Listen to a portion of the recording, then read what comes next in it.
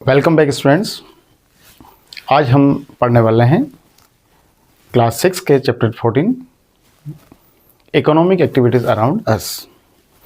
ये आपकी एनसीईआरटी की बुक चैप्टर 14।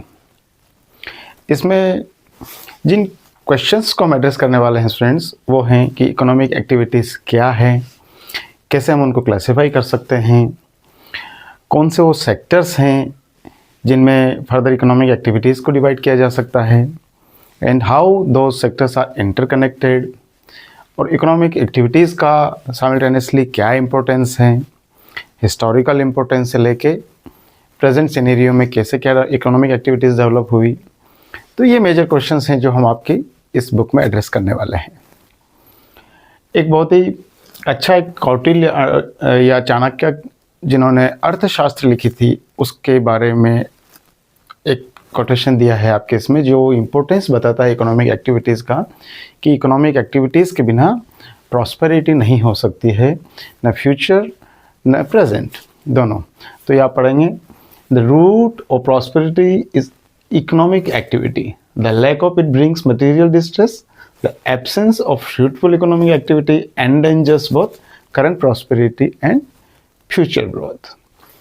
आई थिंक ये समझ में आ गया इसको कि इकोनॉमिक एक्टिविटीज़ कितनी इम्पोर्टेंट होती है किसी सोसाइटी के लिए या किसी नेशन के लिए। आगे बढ़ने से पहले बच्चों ये पता होना चाहिए हमें कि इकोनॉमिक एक्टिविटी होती क्या है। हम बात तो कर रहे हैं इकोनॉमिक एक्टिविटी की, but how can we define, right. तो इकोनॉमिक एक्टिविटी की अगर हम डेफिनेशन देखें तो क्या कह सकते हैं हम, economic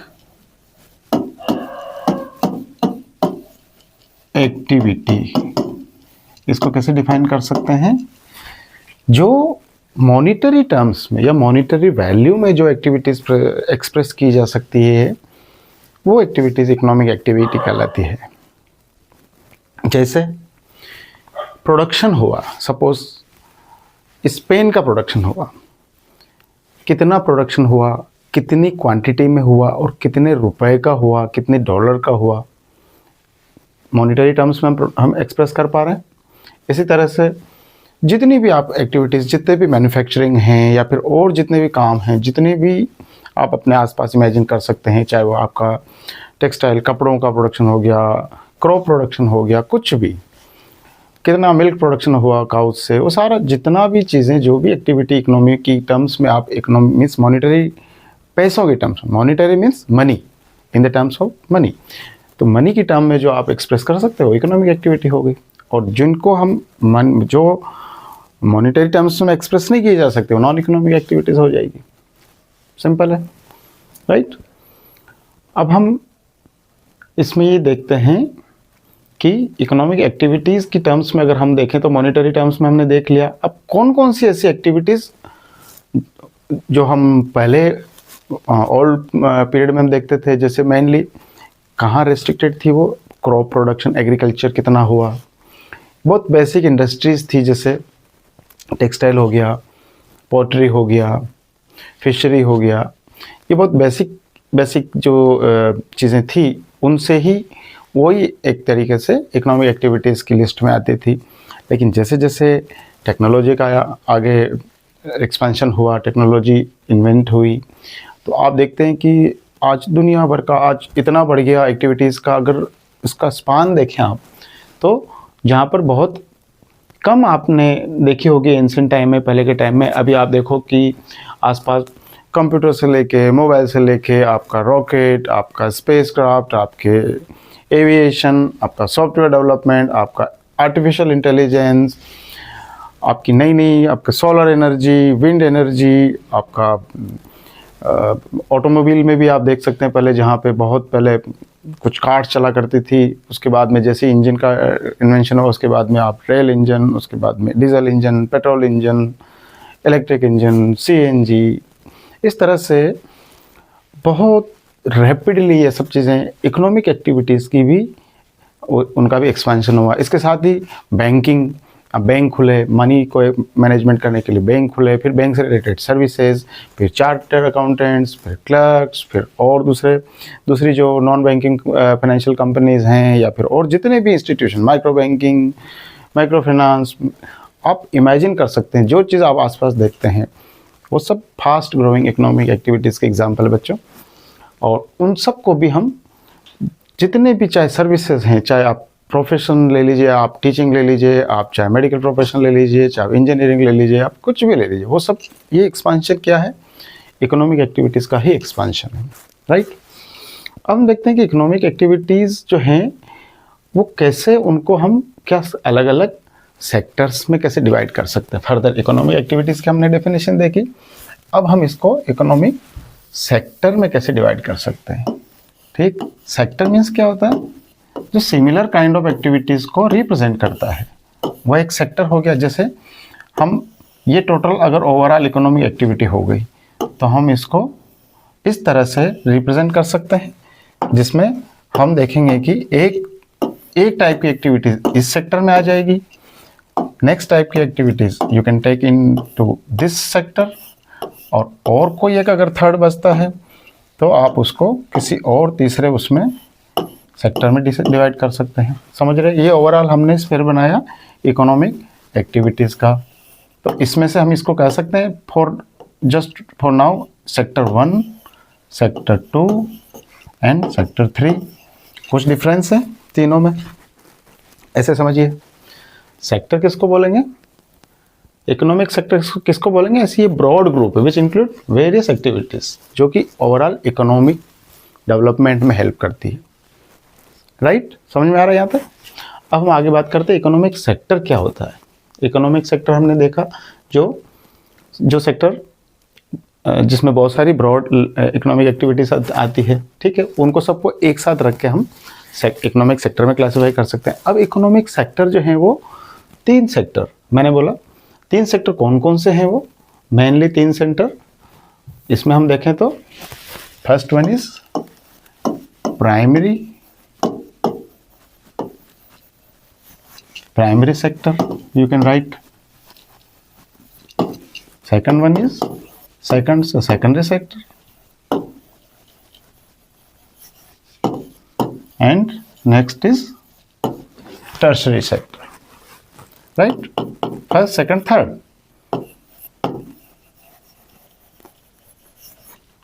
This is tertiary sector. Primary का क्या मीनिंग होता है, बिल्कुल बेसिक, जो प्राइम इंपॉर्टेंस रखती है, बिल्कुल रूट लेवल की एक्टिविटीज़। आपने भी देखा होगा, बिल्कुल स्कूलिंग जब आपकी स्टार्ट होती है तो सबसे पहले आप बिल्कुल जो बेसिक क्लास जब आप पढ़ते हैं, बेसिक नॉलेज एक्वायर करते हैं, वो क्या होती है, बिल्कुल फाउंडेशन जो होती है वो प्राइमरी क्लासेस, उसके ऊपर सेकेंडरी क्लासेस, फिर उसके ऊपर हायर क्लासेस आती है। इस तरह से समझ सकते हैं आप, राइट। जैसे अगर आप पिरामिड बनाए इसका तो ऐसे बना सकते हैं आप। ये जो बॉटम वाली एक्टिविटीज़ है, सबसे नीचे जो सबसे इंपॉर्टेंट, सबसे बेस वाली, राइट, वो एक आपकी हो जाएगी प्राइमरी एक्टिविटीज़। फिर इससे ऊपर आपकी secondary activities, then tertiary activities. अब हम इनको डिटेल में समझते हैं कि प्राइमरी एक्टिविटीज़ क्या होता है। प्राइमरी एक्टिविटीज़ अगर हम इसकी डेफिनेशन देखें, पहले first one is primary activities.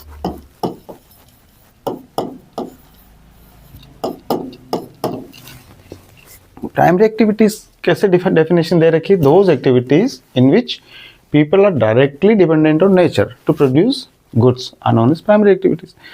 हम नेचर पे सीधे डायरेक्ट इन्वॉल्व करते हैं, हम नेचर को, नेचर से सीधा हम जो भी आउटपुट लेते हैं, डायरेक्ट आउटपुट कैसे, जैसे आपने किसी खेत में फसल बोई और जो आपने नेचर से उसमें काटी। अच्छा, फॉरेस्ट में आप देखते हैं ट्रीज़ हैं, अगर फॉरेस्ट काट के आप वुड काम में लेते हैं, वो एक एग्जांपल हो गया। आप अगर काउज़ हैं, उनसे अगर उनका मिल्क अगर यूज़ करते हैं, मिल्क निकालते हैं हम गायों से मिल्किंग करके, तो वो ये क्या हो रहा है, बेसिकली ये सब क्या है, नेचुरल रिसोर्सेज है।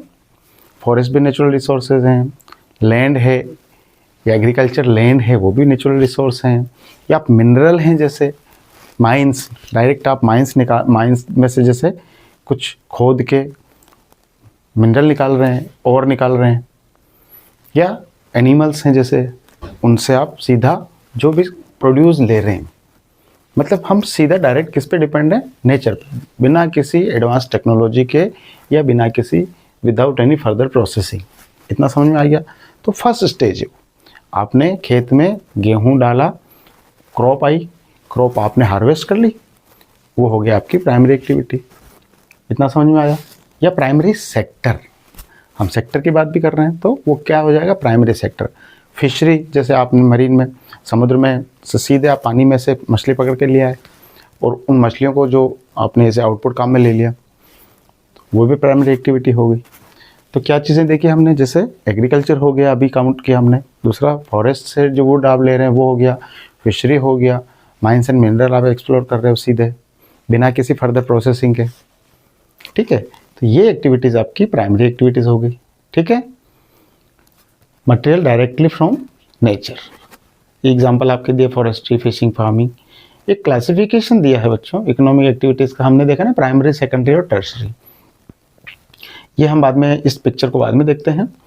अभी इससे पहले देखो, एग्रीकल्चर हो गया, माइनिंग हो गया, ये एग्जाम्पल आप लिख सकते हैं, आपको लिखना पड़ेगा। Agriculture, mining, fishing, live stock, forestry, ये सब प्राइमरी एक्टिविटीज़ के, प्राइमरी सेक्टर के या प्राइमरी इकोनॉमिक एक्टिविटीज़ के एग्जाम्पल है। ठीक है, इसके आगे हम देखें तो सेकेंडरी एक्टिविटीज़ में क्या हो गया, secondary activities are those activities which use the output of primary activity to produce something new। कुछ प्रोडक्शन करना, पहली चीज़ तो ये है। अब कुछ प्रोडक्शन करेंगे हम किसके बेस पे, जो प्राइमरी एक्टिविटीज़ का जो आउटपुट है। अब सपोज आपने अभी हम जो एग्जांपल हमने अभी देखे उसी से हम काम में लेते हैं कि जैसे एग्रीकल्चर से आपने गेहूँ लेके आए आप, ठीक है, गेहूं आ गए, ये हो गया प्राइमरी एक्टिविटी। अब उन्हीं गेहूं को कोई इंटेलिजेंट आदमी क्या करेगा, कोई बिजनेसमैन क्या करेगा, उसको प्रोसेस करेगा, उसको फ्लोर बनाएगा, उसका आटा बनाएगा, मैदा बनाएगा, फिर उसकी कुछ मटेरियल, कुछ प्रोडक्ट्स बनाएगा, मार्केट में उसको पैक करेगा और अच्छे से उसको ब्रांडिंग करेगा, उसको मार्केट में सेल कर देगा। इसी तरह से अगर आपने जैसे गायों से दूध निकाला, दूध लेके आए, रॉ मिल्क आप यूज़ कर रहे हैं डायरेक्ट, वो प्राइमरी एक्टिविटी हो गई। लेकिन कोई जैसे कोई मैन्युफैक्चरिंग कंपनी है, कोई डेयरी फार्म है जैसे, तो वो क्या कर रहे हैं, वो अपनी मशीनों से उसको प्रोसेस कर रहे हैं, दूध को वो घी अलग कर लेते हैं, मिल्क में से छाछ अलग कर लेते हैं, बटर मिल्क, और पनीर, चीज़, ये सब, मिल्क पाउडर, स्वीट्स, ये सब अलग अलग सामान बना के वो सेल कर लेते हैं। ये वाली क्या एक्टिविटी होगी, जो प्राइमरी से नई चीज़ें बना के बेच रहे हैं। उसमें टेक्नोलॉजी का भी यूज़ हो रहा है, मशीन्स का भी यूज़ हो रहा है, और मैन पावर का भी यूज़ हो रहा है, इलेक्ट्रिसिटी का भी यूज़ हो रहा है, लैंड का भी यूज़ हो रहा है। ये सारी चीज़ें जो फैक्टर ऑफ प्रोडक्शन यूज़ करके नया सामान बना के दे रहे हैं, वो सेकेंडरी एक्टिविटी हो गई। इतना समझ में आया। चलिए, तो जैसे एग्जाम्पल आपके इसमें दिया है कि the activity in which people are depend on output of the primary sector to transform them to produce goods, और नए सामान बनाने में। इतना समझ में आ गया। यस, जैसे एग्जाम्पल के तौर पे सेकेंडरी सेक्टर जो है उसमें बहुत सारी चीज़ें आती हैं, जैसे बिल्डिंग का कंस्ट्रक्शन करना। कंस्ट्रक्शन में आप देखेंगे कि अलग अलग तरह की चीज़ें यूज़ कर रहे हैं हम, उसमें मटीरियल, मिनरल्स भी यूज़ कर रहे हैं, स्टोन्स भी यूज़ कर रहे हैं, और कुछ वुड यूज़ कर रहे हैं प्रोसेस करके, या उसको गेट बना के, एल्यूमिनियम के गेट बना के, पेंट करके, वो सब चीज़ें हम एक साथ रख के नया कंस्ट्रक्शन करके दे रहे हैं। इसी तरह से वाटर, इलेक्ट्रिसिटी, या और बहुत सारी चीज़ें, इन सबको ये मैन्युफैक्चरिंग कहाँ पे, फैक्ट्रीज़ में होता है, जो प्रोडक्शन यूनिट्स होते हैं उसमें। ठीक है, वहाँ रॉ मटेरियल को जो प्राइमरी सेक्टर का होता है उसको सेकेंडरी चीज़ों में, कंज्यूमेबल में, या फिर और किसी डिवाइसेस में यूज़ करने वाली चीज़ों में उसको कन्वर्ट किया जाता है। जैसे लकड़ी से फर्नीचर बना के, आपको सोफ़े बना के, बेड बना के दे दिया, वो सेकेंडरी एक्टिविटी हो जाएगी। ठीक है, समझ में आ रहा है। आटे का हमने एग्जांपल दिया, पत्तियों को, लीव्स, चाय की पत्तियों को तोड़ उसको प्रोसेस करके फिर वो सेकेंडरी एक्टिविटीज़ में आ जाएगा। इसी तरह से वुड है, जैसे वुड को आपने ये फर्नीचर में कन्वर्ट कर दिया, पल्प बना के उसको पेपर बना दिया आपने उसका। इस तरह से नई नई चीज़ों में उसको मैन्युफैक्चरिंग करना, या फिर उसको प्रोसेस करना या कन्वर्ट करना, वो सेकेंडरी एक्टिविटीज़ हो जाएगी। राइट, अब हम देखते हैं कि टर्शरी एक्टिविटीज़ क्या होती है। टर्शरी मतलब थर्ड लेवल की एक्टिविटी।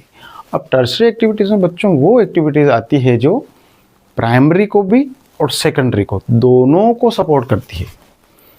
अब प्राइमरी एक्टिविटी में जो चीज़ों का जो कोई, जैसे आपकी खेती की बात करें, हम एग्रीकल्चर की बात करें, फिर टॉक अबाउट एग्रीकल्चर और फार्म्स, तो फार्म में जैसे ट्रैक्टर चला रहा है, आपने किसी ट्रैक्टर वाले को बुलाया, ट्रैक्टर लेके आया और ट्रैक्टर उसने चलाया, आपके उसमें से थ्रेशिंग की, थ्रेशर यूज़ किया, उसके बाद में उस थ्रेशर में से जो गेहूँ निकले उस गेहूँ को ट्रैक्टर में डाल के, ट्रक में डाल के आप कहाँ लेके गए, फैक्ट्री तक लेके गए।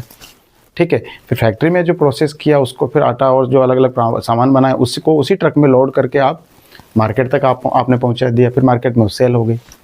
अब इसमें मुझे बताइए, इसमें प्राइमरी एक्टिविटी कौन सी, सेकेंडरी कौन सी और टर्शरी कौन सी? प्राइमरी तो वो हो गई जो हमने बिल्कुल बेसिक गेहूँ प्रोड्यूस किया। सेकेंडरी क्या हो गया, उसको हमने प्रोसेस करके सामान बनाया। और टर्शरी कौन सी एक्टिविटी, हमने अभी क्या बोला, जो प्राइमरी प्लस सेकेंडरी दोनों एक्टिविटीज़ को सपोर्ट करती है। तो जो ट्रैक्टर ड्राइवर जो सामान थ्रेशर से लेके, थ्रेशिंग करने से लेके मार्केट तक जो फाइनल प्रोडक्ट पहुंचा रहा है, वो भी तो कुछ हेल्प कर रहा है, कंट्रीब्यूट कर रहा है, वो भी तो कोई एक्टिविटी कर रहा है। That is tertiary activity, right. क्या डेफिनेशन दी है? All those activities, economic activities that provide support to people involve in primary and secondary activities. समझ में आ गया? और जो भी इसके अलावा भी आप एग्जांपल ले सकते हैं, ये ट्रक का, इसी तरह से सब्जियों वाला जिसे हो गया, या फिर जैसे और जो सर्विसेज हो गई, जैसे कोई टेक्नीशियन है तो वो प्राइमरी एक्टिविटीज़ में भी काम में कर सकता है, और उसमें किसी मशीन में कोई प्रॉब्लम आ गई तो भी सॉल्व करने चला जाएगा वहाँ पे, तो वो दोनों को हेल्प कर रहा है। इसी तरह से जो सर्विसेज हो जाती है, जितनी भी समाज में, सोसाइटी में सर्विसेज है, चाहे वो मेडिकल सर्विसेज हो गई, टीचिंग हो गई, इंजीनियरिंग सर्विसेज हो गई, या और क्लीनलीनेस हो गया, रेस्टोरेंट हो गए, और जितनी भी सर्विसेज हैं आपके, वो सारी की सारी सर्विस सेक्टर या फिर टर्शरी सेक्टर में आती है। टर्शरी सेक्टर को हम और क्या कह सकते हैं? Service sector, right. तो इस तरह से हम ये सर्विसेज जो हो गई टर्शरी वाली, वो हेल्प, इसी तरह से कम्युनिकेशन, वो प्राइमरी सेकेंडरी दोनों को सपोर्ट करती है, दोनों को सर्वाइव करने में हेल्प करती है। वो टर्शरी सेक्टर हो गया या फिर सर्विस सेक्टर हो गया। इतना समझ में आ गया? चलो, अब हम देखते हैं कि वो आपस में इंटरडिपेंडेंट कैसे हैं सर्विसेज। इससे पहले हम देख लेते हैं, एक डायग्राम दिया था आपके इसमें, प्राइमरी सेकेंडरी और टर्शरी की टेबल दी थी, ये देखिए। अब हम classification of economic activities into economic sector से बात करें तो primary sector, secondary, tertiary. Primary में जैसे एग्रीकल्चर हो गया, माइनिंग हो गया डायरेक्ट, क्योंकि ये सब डायरेक्ट नेचर पर डिपेंड हो रहे हैं। इसी तरह से फिशिंग हो गई, फिश पकड़ के लेके आ गए, या फिर एनिमल रेयरिंग हो गया, एनिमल राइजिंग हो गया, फॉरेस्ट्री हो गई जिसमें से सीधे लकड़ियाँ काट के आप ले आए। ये सारी की सारी प्राइमरी एक्टिविटीज़। सेकेंडरी में क्या है, हमने बताया, जो प्राइमरी के प्रोडक्ट को सेकेंडरी चीज़ों में, अलग चीज़ों में कन्वर्ट करना, तो कंस्ट्रक्शन हो गया जैसे, इसी तरह से मैन्युफैक्चरिंग हो गया, किसी भी चीज़ की आप मैन्युफैक्चरिंग कर रहे हैं, वाटर सप्लाई हो गया, सोलर पावर, इलेक्ट्रिसिटी प्रोडक्शन, ये सब जो हैं वो सेकेंडरी में। और टर्शरी में क्या चीज़ें आ गई, जैसे हेल्थ केयर सेक्टर की जो भी सर्विसेज हैं वो हो गया। चाहे आप, एक किसान बीमार पड़ रहा है, एक बिजनेसमैन बीमार पड़ रहा है, तो भी दोनों को हॉस्पिटल जाना है, तो सर्विस प्रोवाइड कर रहे हैं वो। इसी तरह से ट्रेड करने वाले, लॉजिस्टिक्स, कम्युनिकेशन, बैंकिंग, ट्रांसपोर्टेशन, ये सब जो भी हमने एग्जांपल भी देखे वो उसमें आ जाएंगे टर्शरी सेक्टर में। ठीक है, अब हम देखते हैं कि इंटरडिपेंडेंस की हम बात कर रहे थे बच्चों, कि इंटरडिपेंडेंस कैसे हम देख सकते हैं, उनकी कैसे आपस में इंटरडिपेंडेंट है। ठीक है, तो उसको अगर हम देखें तो क्या होता है, तीनों तरह की जो एक्टिविटीज़ है इकोनॉमिक सेक्टर्स, है ना, वो एक क्या रोल प्ले करती है, नेचुरल रिसोर्सेज को फाइनल फिनिश प्रोडक्ट्स में कन्वर्ट करने में ये सब चीज़ें हेल्प करती है। मतलब फाइनल कंजप्शन तक ले जाने के लिए उसको अलग अलग स्टेजेस से, तीनों सेक्टर से गुजरना पड़ता है। ठीक है, तो अब डिपेंडेंट कैसे है, डिपेंडेंसी को शो करने के लिए आपके इसमें एक गुजरात का एक अमूल की जो डेयरी कंपनी है उसका एग्जाम्पल दिया। हर घर में आपको देखा होगा आपने, अमूल मिल्क, अमूल दूध, और अमूल घी, अमूल बटर, अमूल चीज़, अमूल चॉकलेट, अभी दुनिया भर के प्रोडक्ट्स आप देखते हैं। तो अमूल की शुरुआत कैसे हुई, आनंद डिस्ट्रिक्ट की एक आनंद जगह है गुजरात में, वहाँ से इसकी शुरुआत हुई थी स्टूडेंट्स। अब हम इसमें इसका एग्जाम्पल भी देख लेते हैं और इसमें इंटरडिपेंडेंस भी देखते हैं। तो स्टार्टिंग में क्या हुआ था, जो वहाँ के किसान थे, जो फार्मर्स थे, जो एनिमल रियरिंग करते थे, वो मिल्क प्रोड्यूस करते थे। तो वो मिल्क जो था वो उनको बेचने के लिए कहीं जाना पड़ता था, ख़राब भी हो जाता था वो। ठीक है, तो अब ट्रांसपोर्टेशन दूसरी जगह उनको बेचने जाना था, तो इसके लिए फिर वो क्या करते थे किसी मिडिल मैन कोई एक आता था, वो उनसे खरीदता था, फिर वो लेके जाता था। तो इस तरह से उनको बीच में अपना एक बिचौलिया, एक मिडिल मैन, वो उनके जो बेनिफिट थे, उनको मैक्सिमम जो भी प्रॉफिट था वो निकाल लेता था, उनसे सस्ते दामों में खरीदता था, महंगे में ले जाके वहाँ सिटीज़ में बेच देता था। तो ये अमूल जो डिस्ट्रिक्ट, इसकी जो स्टार्टिंग हुई गुजरात में, वो बड़ा एक अच्छा इंटरेस्टिंग एग्जांपल है, आनंद मिल्क यूनियन लिमिटेड। तो फिर क्या हुआ, ये हम बात कर रहे हैं डेयरी कोऑपरेटिव फार्म की, ये डेयरी कॉर्पोरेशन की, ठीक है, डेयरी कोऑपरेटिव की, ये कैसे बना। तो उन किसानों ने क्या क्या अप्रोच किया उस समय, then this is the event of around 1946, आज़ादी से भी पहले की बात है। तो उस समय वो वल्लभ भाई पटेल हमारे एक बड़े प्रोमिनेंट लीडर थे, फ्रीडम फाइटर थे, वो भी गुजरात से आते थे। तो वो किसान उनके पास गए कि हम क्या करें, हमारी इसका सॉल्यूशन बताओ। तो उन्होंने क्या बोला, क्यों नहीं तुम एक कोऑपरेटिव बना लो। कोऑपरेटिव मतलब सब मिल के एक दूसरे का साथ दे के एक दूसरे को हेल्प करके आगे बढ़ना, ये है कोऑपरेटिव, एक दूसरे का अपना कंट्रीब्यूट करना। तो इसका मतलब क्या था, सभी किसान मिल के, फार्मर्स मिल के एक सोसाइटी बना लो और फिर तुम मिल्क इकट्ठा करके तुम ही ले जाके बेच दो। तो बात आ गई समझ में किसानों को। तो उन्होंने क्या बनाया, आनंद के थे वो चूंकि, तो आनंद मिल्क यूनियन लिमिटेड, अमूल, ये अमूल सोसाइटी उन्होंने बनाई अर्ली 40s में। और फिर वो आनंद डिस्ट्रिक्ट जो थी वो क्या करते थे, आसपास वालों को मिल्क सेल करते थे। और कोऑपरेटिव बनने के बाद में वो पूरा मिडिल मैन को हटा के उन्होंने इंडिपेंडेंट एक सोसाइटी बना ली और मिडिल मैन पे डिपेंडेंसी उनकी ख़त्म हो गई। तो वो खुद जो ग्रुप था वो मिल्क प्रोड्यूस करता था और सारा का सारा जो ऑपरेशन था, जैसे कलेक्ट करना, उनको उसको मिल्क को प्रोसेस करना और डिस्ट्रीब्यूट करना, वो सब खुद ही करने लग गए। किसकी एडवाइस पे, सरदार पटेल की एडवाइस पे। लेकिन इसमें दो लोगों का मेन इंपॉर्टेंट रोल आता है। एक तो कौन थे, डॉक्टर वर्गीस कुरियन का नाम आपने सुना होगा, काफ़ी फेमस है वो, मिल्क मैन ऑफ इंडिया, ठीक है। और एक थे त्रिभुवन दास पटेल जो लॉयर थे और फ्रीडम फाइटर भी थे। तो उनकी अध्यक्षता, उनकी लीडरशिप में और डॉक्टर वर्गीस कुरियन की गाइडेंस में, जो इंजीनियर थे डेयरी फैक्ट्री मुंबई में, तो उनके सहयोग से, उनके हेल्प से ही कोऑपरेटिव बनी।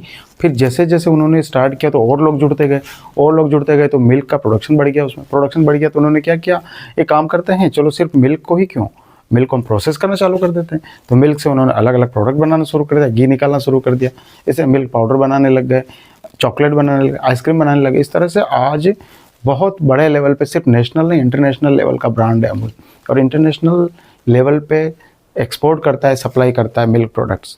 तो ये है ताकत किसकी, ये अच्छा, ये तो इकोनॉमिक हमने एक एक्टिविटी का एक एग्जांपल देखा। लेकिन इसमें अब हम देखते हैं कि इंटरडिपेंडेंस कहाँ शो हो रहा है। अब हम देखते हैं जैसे मिल्क प्रोड्यूस किया किसानों ने, तो उसको ट्रांसपोर्टेशन के लिए कोई कैंटर जाएगा या फिर कंटेनर है वो लेके जाएगा उसको, फिर वो मशीन तक लेके जाएगा, मशीन में प्लांट में लेके गए, वहाँ पे प्रोसेसिंग किया, प्रोसेसिंग के बाद में वही जो रेफ्रिजरेटेड वैन है या दूसरी कोई भी वैन है उसमें कैरी करके वो लेके जा रहे हैं मार्केट तक, मार्केट में सप्लाई कर रहे हैं, सेल कर रहे हैं। तो आपस में ये सब चीज़ें कैसे जुड़ गई, टर्शियरी सेक्टर हो गया, वो दोनों को जोड़ दिया उसने, प्राइमरी और सेकेंडरी को। अच्छा, कलेक्टिवली वो क्या करते थे, मींस एक पास्चुराइजेशन, एक टर्म आती है, पास्चुराइजेशन एक प्रोसेस है, लुई पास्चर ने जिसे दी थी डिसइंफेक्ट करने की। इसमें क्या था, मिल्क को एक पर्टिकुलर ऑप्टिमम टेम्परेचर पर ऑप्टिमम टाइम के लिए गर्म किया जाता है, जिससे उसके माइक्रो ऑर्गेनिजम्स खत्म हो जाते हैं। तो उससे उसकी क्या शेल लाइफ बढ़ जाती है और उसके जो भी कुछ बैक्टीरियाज वगैरह होते हैं खत्म हो जाते हैं। तो वो पास्चुराइजेशन करके वहाँ से लेके मिल्क को सेल करना है, सारा काम कौन करते थे, cooperative society, Amul cooperative society करती थी, ठीक है। तो जैसे जैसे आगे बढ़ते गए वैसे वैसे इनका पूरी फैक्ट्रियाँ लगती गई और आगे इसमें काफ़ी सारा प्रोडक्शन बढ़ते गए। और प्रोडक्शन बढ़ने के बाद में ही आज आप देखो कि हर गली गली में कहीं भी आपको अमूल मिल्क पार्लर नज़र आ जाएंगे, बूथ नज़र आ जाएंगे। और इस तरह से वो एक्सपोर्ट भी करने लग गए और कई सारी कंट्रीज़ में अपनी प्रेजेंस। ये एक स्टोरी है, देखो कैसे कुछ गाँव के छोटे से कुछ लोगों ने स्टार्ट किया और आगे जाके इतना बड़ा एक कोऑपरेटिव सोसाइटी बन गई। तो ये जो है, अब जैसे हम इसको देखते हैं कि तीनों एक्टिविटीज़ में कैसे इन्वॉल्व है। दूध निकाल के प्रोडक्ट कर लिया गायों से, ठीक है। तो ये जो एक्टिविटी होगी वो प्राइमरी सेक्टर इकोनॉमिक एक्टिविटी होगी। अब इसके बाद प्राइमरी सेक्टर की इकोनॉमी एक्टिविटीज़ से हम आगे बढ़ें तो हमने देखा जो मिल्क हमने अचीव किया, जो मिल्क हमने रिसीव किया, जो भी प्राप्त किया मिल्क काउ से, उस लिक्विड से हमने मशीनों के यूज़ से या अमूल ने क्या किया, मशीन के यूज़ से प्रोसेस करके उसमें से अलग अलग प्रोडक्ट बना दिए। जैसे स्वीट्स भी बना दी, चॉकलेट भी बना दी, घी, चीज़, पनीर, दुनिया भर की चीज़ें बना दी। ठीक है, मिल्क पाउडर बना दिया। तो ये सब जो एक्टिविटीज़ हैं, ये किसका पार्ट है? ये सेकेंडरी एक्टिविटीज़ का, सेकेंडरी से। क्यों? क्योंकि हमने प्राइमरी सेक्टर के आउटपुट मिल्क को यूज़ करके हमने और कई सारी चीज़ें प्रोड्यूस कर दी, मैन्युफैक्चरिंग कर दी। ये सेकेंडरी एक्टिविटी हो गई। अब इन सब को मैंने बोला कि जैसे बन गई तो उसमें मार्केट में पहुंचाना। मार्केट में उसने क्या किया, अमूल ने क्या किया, अलग अलग शॉप्स खोल दी, रिटेल स्टोर खोल दिए, फैक्ट्री से रिटेल खोल दिए, होलसेलर स्टोर खोल दिए, एक स्टॉक वेयर हाउस में से जो उनके जो स्टोरेज हैं, कोल्ड स्टोरेज, वहाँ से उठा के फिर वो अमूल पार्लर पे या फिर छोटे छोटे शॉप्स पे रिटेलर्स के पास भिजवा दिए। और वो रिटेलर्स क्या कर रहे हैं, वो सेल कर रहे हैं। तो जो सेलिंग कर रहे हैं, पहुंचा रहे हैं, पब्लिसिटी कर रहे हैं, एडवर्टीजमेंट कर रहे हैं, अमूल दूध पीता है इंडिया, ये आप सुनते हैं कैंपेन, ये सब क्या है? ये भी उसी को प्रमोट कर रही है। ये हो गई आपकी बच्चों टर्शरी एक्टिविटीज़। जैसे अलग अलग छोटे छोटे लेवल में उसको पहुंचाना, ट्रांसपोर्टेशन करना, ट्रेडिंग करना, ये टर्शरी एक्टिविटी हो गई। देखा ना हमने, इन तीनों एक्टिविटीज़ आपस में एक दूसरे पे डिपेंड है और एक दूसरे से दोनों सपोर्ट से ही वो तीनों एक्टिविटीज़ आगे चलती है। अब इसमें एक टर्म आई है फैक्ट्री, हमने देखा, पास्चुराइजेशन का हमने देखा कि प्रोसेस है जिससे मिल्क जो है वो प्रिजर्व किया जाता है, राइट। इसका एग्जैक्ट टेम्परेचर और ड्यूरेशन जो है वो टाइम पीरियड वो आप साइंस में पढ़ सकते हैं, बैक्टीरियाज को किल करने के लिए। फैक्ट्री क्या होती है? फैक्ट्री मीन्स जहाँ पर मशीन्स के इंस्टॉलेशन से लेके किसी बड़ी बिल्डिंग में वहाँ पर लेबर, इलेक्ट्रिसिटी, लैंड, इन सब का यूज़ करके किसी रॉ मटेरियल से प्रोसेस्ड या फाइनल प्रोडक्ट आउटपुट लेना, ये आपका हो गया फैक्ट्री हो गई। ठीक है। और रिटेल हो गया जो भी प्रोडक्ट हैं, जो भी सामान बनाया वो एक छोटे छोटे स्टोर में फाइनल कंज्यूमर तक उसको पहुंचाना, छोटी छोटी दुकानों के माध्यम से। ठीक है, एंड कंज्यूमर तक। ठीक है, रीसेल नहीं, एक होलसेलर होता है जहाँ से दुकानदार, छोटे बड़े दुकानदार को होलसेलर बोल सकते हैं आप, छोटे दुकानदार को रिटेल बोल सकते हैं, जो वहाँ से ला के वो डायरेक्ट कंज्यूमर को नहीं दे रहा है, फैक्ट्री से लाया, फैक्ट्री यहाँ से लेके आया, ये होलसेलर बड़ा एक शॉप कीपर सिर्फ क्या कर रहा है, सामान को स्टोर कर रहा है और रिटेलर्स को दे रहा है। अब रिटेलर्स छोटे छोटे दुकानदार वो लाके ये अलग अलग दुकानों में R1, R2, R3 ऐसे लिख सकते हैं आप, ये फाइनल कंज्यूमर को, यहाँ से हम खरीद रहे हैं सामान, हम यहाँ से भी नहीं ले रहे हैं, यहाँ से भी नहीं ले रहे हैं, फैक्ट्री से भी नहीं ले रहे हैं। तो ये है रिटेलर, ये बीच में होलसेलर और ये फैक्ट्री जहाँ पे सामान प्रोड्यूस हो रहा है। समझ में आया? तो ये चीज़ें। एक्सपोर्ट इंपोर्ट आपकी दो टर्म आती है। एक्सपोर्ट करना मीन्स क्या, किसी कंट्री से सामान बाहर सेल करना किसी अदर कंट्री को, और इंपोर्ट करना बाहर से सामान किसी कंट्री के अंदर आपको खरीदना। ट्रेडर्स करते हैं, ये एक्सपोर्टर होते हैं, वो एक्सपोर्ट करते हैं, एक्सपोर्ट इंपोर्ट दोनों होते हैं। ठीक है, दोनों तरह की एक्टिविटीज़ होती है।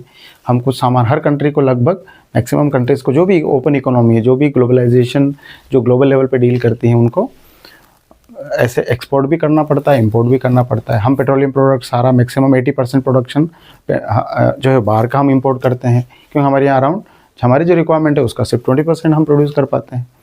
इसी तरह से हम कुछ जो सामान है पेट्रोलियम प्रोडक्ट का, जो प्रोसेस प्रोडक्ट है वो हम एक्सपोर्ट करते हैं, और टेक्सटाइल एक्सपोर्ट करते हैं, ऑटोमोबाइल एक्सपोर्ट करते हैं, इंपोर्ट में भी टेक्नोलॉजी इंपोर्ट करते हैं, हम IT सर्विसेज एक्सपोर्ट करते हैं। तो ये सब चीज़ें एग्जांपल हमने एक्सपोर्ट इंपोर्ट के देखे।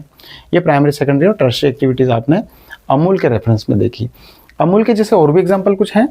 आपने आइसक्रीम आप लेने गए होंगे शॉप पे, तो आप उनको अंकल को बोला होगा आपने, तो कई बार वो बोलते हैं अमूल की तो नहीं, ये मदर डेयरी की है, मदर डेयरी की दे दें, कुछ आया याद ऐसा, और सरस की दे दें।